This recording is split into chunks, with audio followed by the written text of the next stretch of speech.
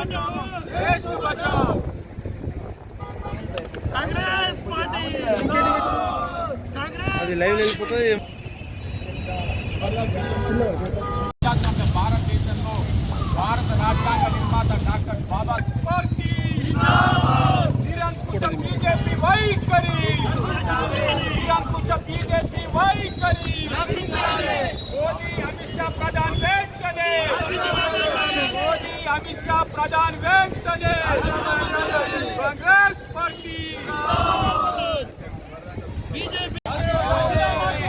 విద్యార్థులకు వెంటనే విద్యార్థులకు వెంటనే బీజేపీ నిరంకుశ బీజేపీ మోదీ అమిత్ షా ప్రధాని వెంటనే మోదీ అమిత్ షా ప్రధాని వెంటనే మోదీ అమిత్ షా వెంటనే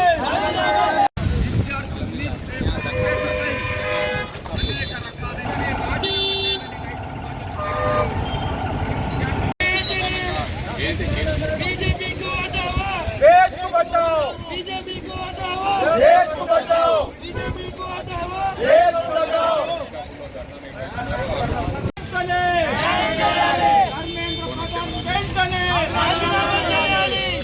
मोदी अमित शाह प्रधान मोदी अमित शाह प्रधान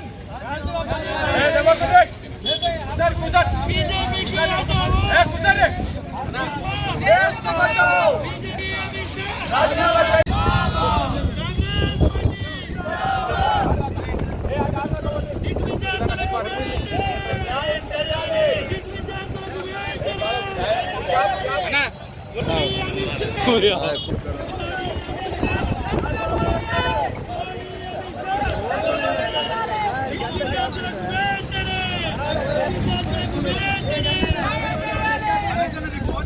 నిన్న సాయంత్రానికే వెళ్ళిపోయింది.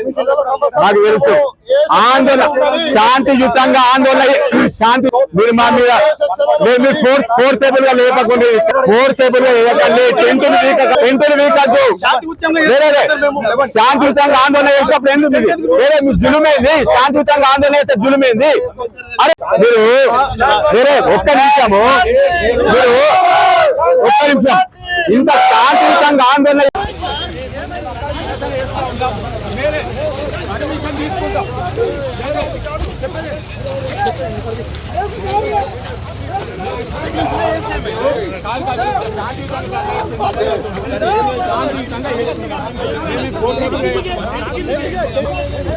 ఎందుకు అడ్డుకుంటారు?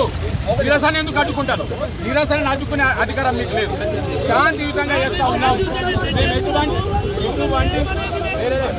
మేము ఎటువంటి హరాస్మెంట్ చేస్తలేదు. ఎటువంటి హరాస్మెంట్ बीजेपी को हटाओ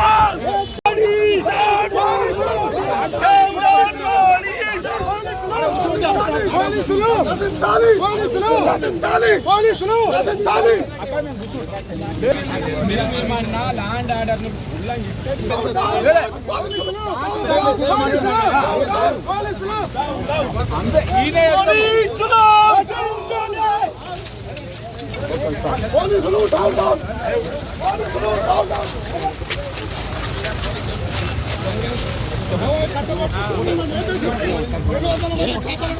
ఏ ఉద్దేశంతో పట్టుకపోతున్నారు మరి పోలీసులు?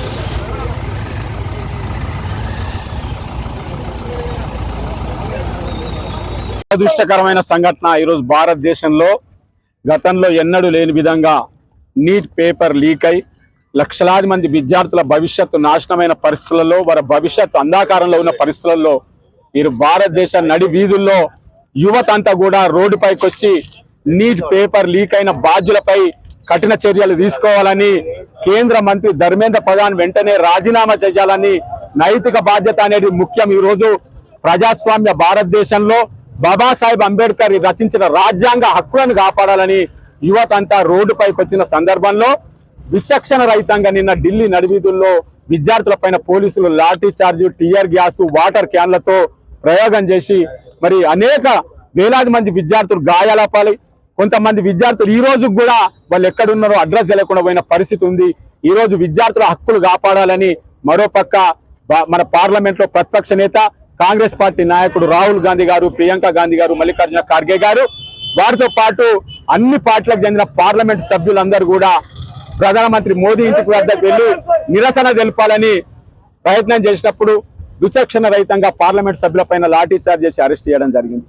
ఈ రోజు భారతదేశంలో ఉన్న యువత, విద్యార్థి లోకమంతా ముక్త కంఠంతో దీన్ని ఖండిస్తా ఉన్నారు.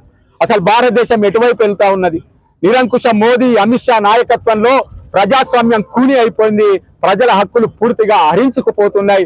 ఈ రోజు ప్రజల హక్కులు కాపాడాలని మరి భారత రాజ్యాంగ నిర్మాత బాబాసాహెబ్ అంబేద్కర్ గారు రచించిన రాజ్యాంగం యొక్క హక్కులు కాపాడాలని ఈ రోజు భారతదేశంలో ఉన్న యువత అంతా కూడా రోడ్లపైకి ఎక్కింది. బీజేపీ విధానాలు ఈ రోజు ఏ విధంగా ఉన్నాయి? మొన్నటి వరకు రామ్ మందిర్ పేరుతో మరి విరాళాలు సేకరించింది. ఓ పక్క దేవుడి పేరు చెప్పి ఓట్లాడుకున్న భారతీయ జనతా పార్టీ రామ్ మందిర్ యొక్క విరాళాన్ని కూడా మరి దోసుకున్న పార్టీ అయిపోయింది భారతీయ జనతా పార్టీ వాళ్ళ నాయకత్వంలో. మీరు చూస్తా ఉన్నారు, ప్రజలందరూ గమనిస్తా ఉన్నారు. మొన్న నిజామాబాద్ జిల్లాలో హెడ్ క్వార్టర్ లో fee reimbursement ఇప్పియాలని Bharatiya Janata party నాయకత్వంలో ఆ పార్టీ ఆందోళన చేయడం జరిగింది. అక్కడ గౌరవ పార్లమెంట్ సభ్యులు, గౌరవ శాసనసభ్యులు అందరూ కూడా దాంట్లో పాల్గొనడం జరిగింది. అసలు ఫీజు రియంబర్స్మెంట్ పథకాన్ని తెచ్చిందే కాంగ్రెస్ పార్టీ, స్వర్గీయ ముఖ్యమంత్రి డాక్టర్ వైఎస్ రాజశేఖర రెడ్డి గారు.